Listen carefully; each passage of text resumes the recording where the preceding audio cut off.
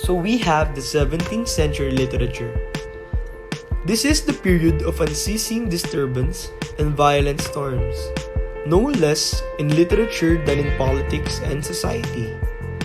The great question of the century, which confronted serious writers from John Donne and John Dryden, was Michel de Montaigne. This period is also known as Age of Reason. Some European masterpieces were written during this period, like Don Quixote by Miguel de Cervantes and the tragedies by William Shakespeare.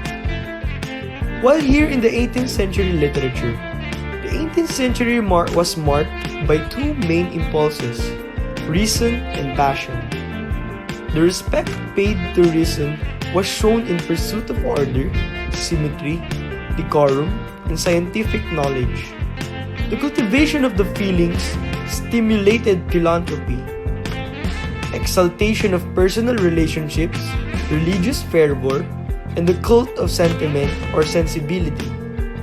In this literature, the rational impulse fostered satire, argument, wit, plain prose. The other inspired the psychological novel and the poetry of the sublime.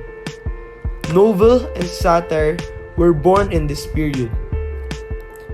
World-class masterpieces were written during this period. For example, a dictionary of the English language by Samuel Johnson, an elegy written in a country chariot by Thomas Gray. For the 19th century literature, the 19th century was one of the most vital and interesting periods of all.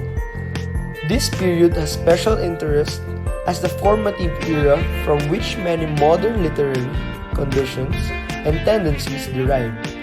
It influences that they had their origins or were in development in this period: Romanticism, Symbolism, and Realism.